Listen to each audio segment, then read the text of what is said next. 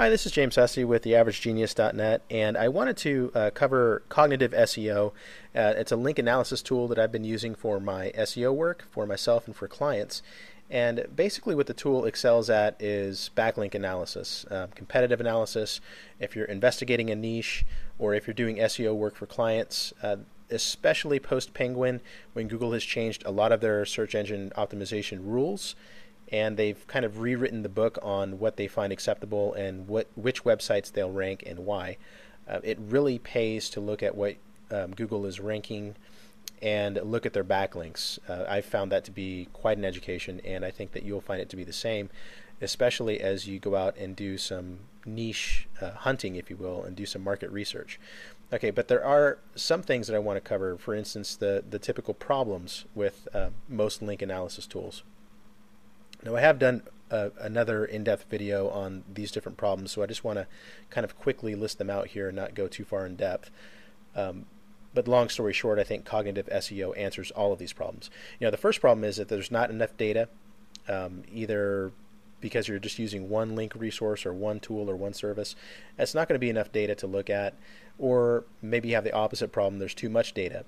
For example, Majestic SEO, it has too much data. They don't do a great job of filtering out the dead backlinks, so you're making decisions based on faulty data.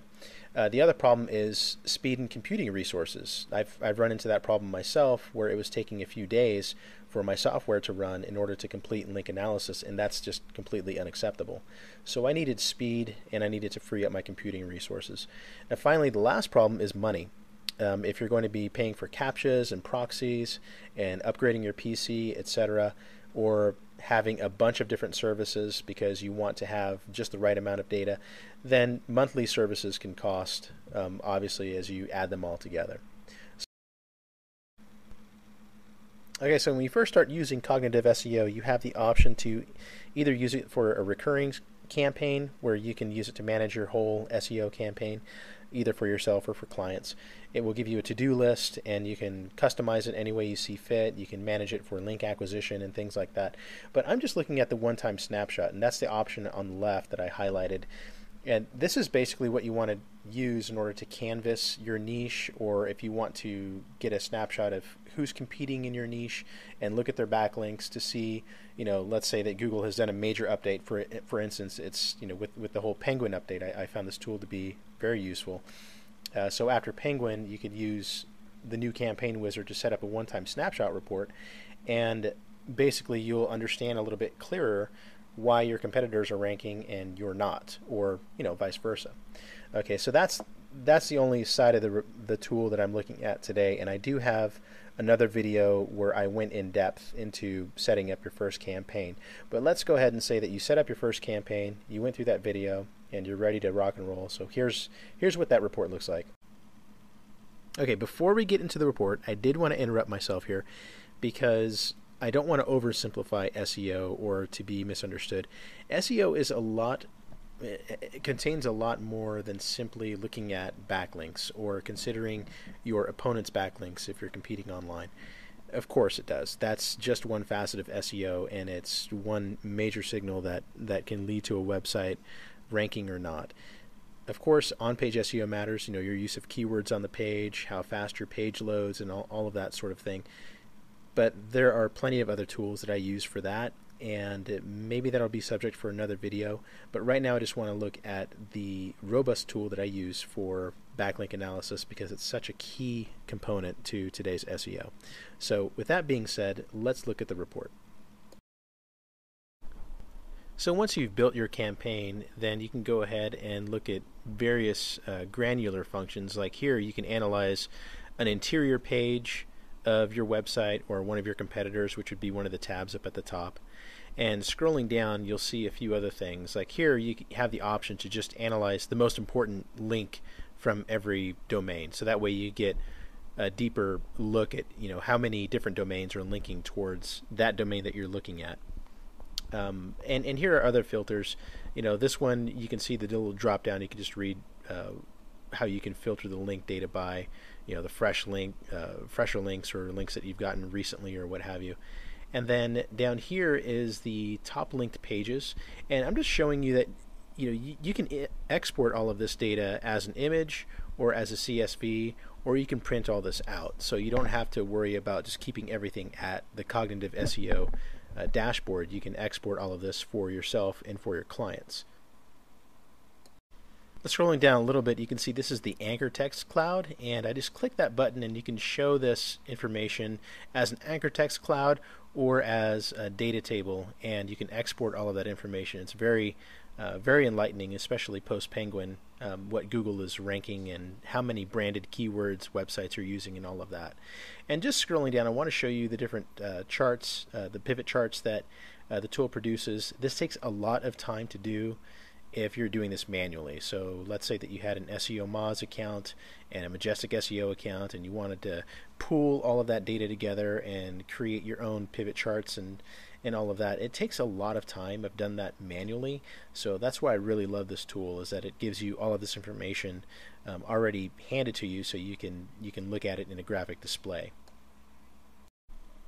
And you can also note that every time that I'm hovering over the question mark, it will explain what every pivot chart is showing you. So if you don't understand, the difference between this or that chart, the tool explains itself very well.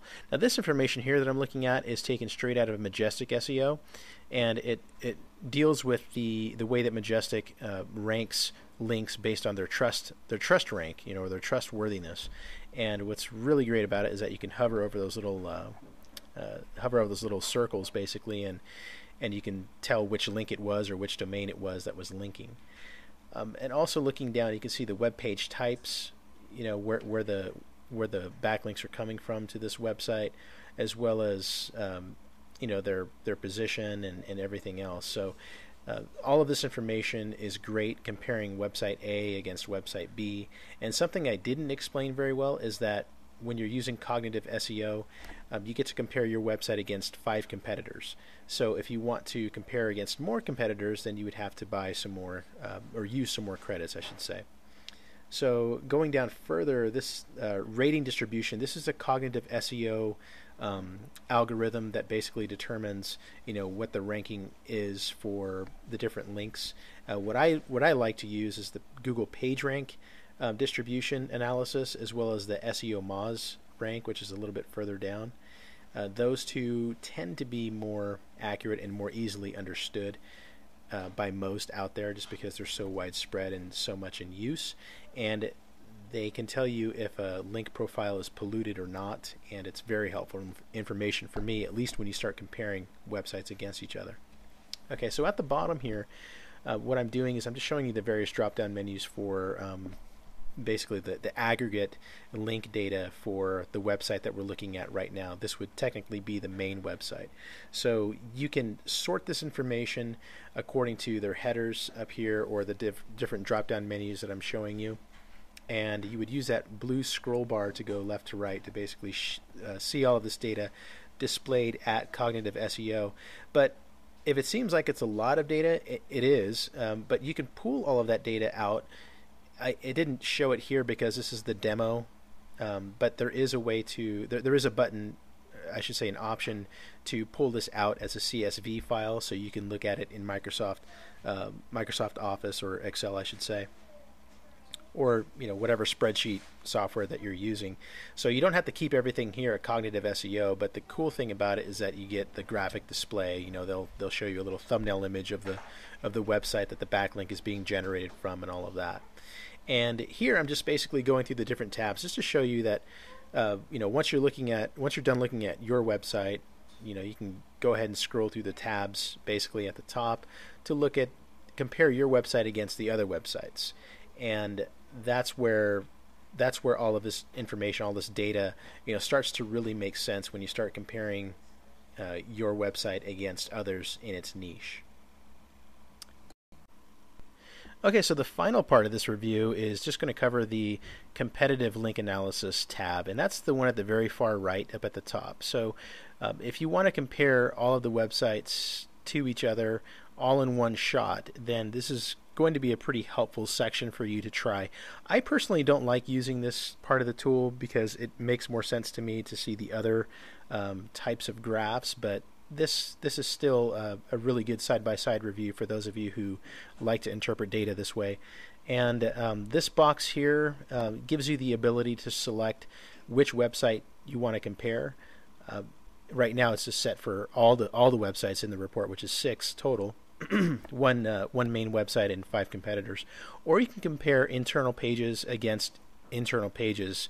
So that would be great if, let's say that you're comparing your website that's on dog training compared to another website that's just on pets in general, and you just want to know how they're building backlinks for their dog section of their pet site.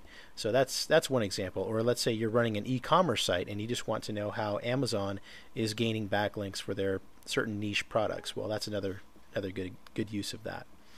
So scrolling down, you can see there's various bar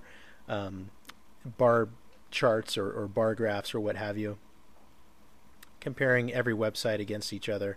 And again, I don't do very well with data presented this way, but this is a way that some people do well with. Something I do want to mention though is that cognitive SEO allows you to see the data either as an absolute value or to see the data as relative or percentages. And personally, I prefer to set the reports to the relative value, and that's done right here in the top right. And I would prefer to see the percentage of backlinks that have a certain keyword anchor text, or the percentage of backlinks that come from these high PR domains, etc.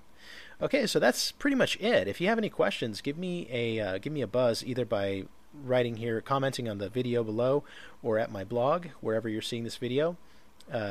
There's a link in the description where you can try cognitive SEO for 14 days for free, and I would really suggest that you try it out. Seeing it on a video is one thing, but actually using it, it's very intuitive, very easy to use, and it's going to save you a lot of time and help you rank. Personally, I think it's going to help you rank a lot easier and make more sense of the new Google post-Penguin.